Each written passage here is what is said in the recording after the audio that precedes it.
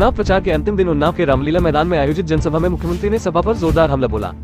सपा के राष्ट्रीय महासचिव प्रोफेसर रामगोपाल यादव के राम मंदिर को बेकार बना होने के बयान पर कहा कि क्या किसी मस्जिद को कह सकते हैं कि गलत बनी है। इन्हीं की पार्टी के लोगों ने राम भक्तों पर गोलियां चलवाई थी। राम मंदिर पर हमला करने वाले आतंकवादियों के मुकदमे भी वापस लिए थे। इस चुनाव में एक तरफ राम भक्त है और दूसरी ओर रामद्रोही है। मुख्यमंत्री ने कहा कि हमारे लिए राम सब कुछ है, राम के बिना हमारा कुछ नहीं है।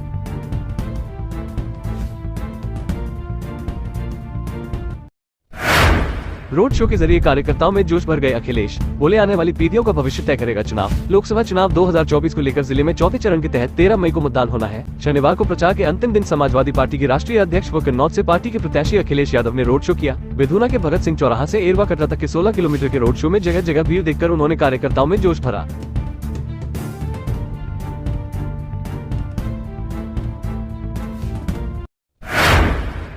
बसपा सुप्रीमो मायावती ने श्रावस्ती में जनसभा को संबोधित करते हुए कहा कि इस बार केंद्र की सत्ता में बदलाव होगा। उन्होंने कहा कि अगर ईवीएम में गड़बड़ी न हुई तो सत्ता परिवर्तन जरूर होगा। श्रावस्ती जिले के कटरा के पर्यटन मैदान में शनिवार को बसपा की ओर से जनसभा का आयोजन हुआ, जिसमें बसपा सुप्रीमो पूर्व मुख्यमंत्री ने मंडल स्तरीय प्रत्याशियों के समर्थन में जनसभा को संबोधित करते हुए उन्हें जिताने की अपील की। इस दौरान उन्होंने सपा, भाजपा व कांग्रेस पर जमकर निशाना साधा।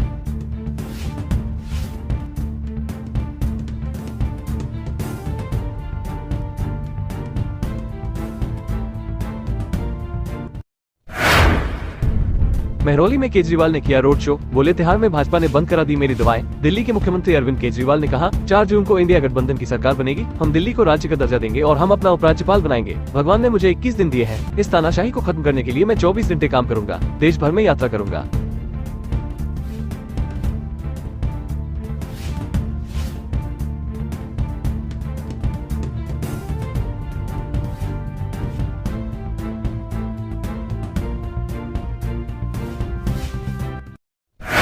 आरोप तय होने के बाद बोले बृजभूषण शरण सिंह, मामला गंभीर नहीं, साबित होने पर खुद लगा लूंगा फांसी। महिला पहलवानों के यौन शोषण के आरोपों में फंसे भाजपा के कैसरगंज सांसद बृजभूषण शरण सिंह ने कहा है कि यह मामला गंभीर नहीं है। वो 1.25 साल से इसे झेल रहे हैं। उन्होंने एक बार फिर पुराना राग अलापा, कहा कि यदि आरोप साबित हो गए वो फांसी लगा लेंगे। वो नवाबगंज के विष्णुहरपुर स्थित कैंप कार्यालय पर मीडिया से वार्ता के दौरान ये दावा किया।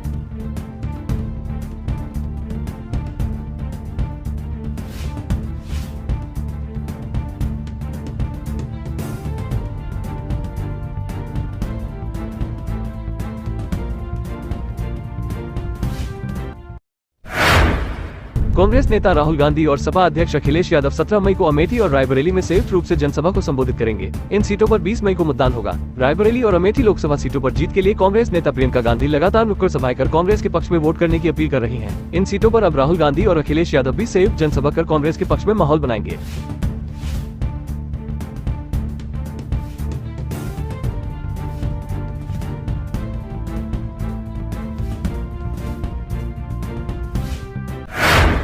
कांग्रेस के राष्ट्रीय महासचिव व यूपी प्रभारी अविनाश पांडेय ने कहा कि इंडिया गठबंधन 80 सीट में मजबूती से चुनाव लड़ रहा है। गठबंधन में सपा, आप, किसान यूनियन, लोकदल समेत 33 दल शामिल हैं। इनके बेहतर समन्वय से हम 80 सीट पर कड़ी चुनौती दे रहे हैं। कांग्रेस मुख्यालय पर प्रेस वार्ता में उन्होंने कहा कि जनता केंद्र की सरकार को बदलने का निर्णय ले चुकी है। 3 चरण के चुनाव का रुझान इंडिया के साथ है। अगले 4 चरण में यह और भी बेहतर होगा। लगभग 63% वोट इंडिया गठबंधन के साथ साफ साफ दिखाई दे रहा है। उन्होंने कहा कि देश की सरकार तानाशाह है, वो अपने मन की बात करती है, जनता के मन की बात नहीं सुनती है।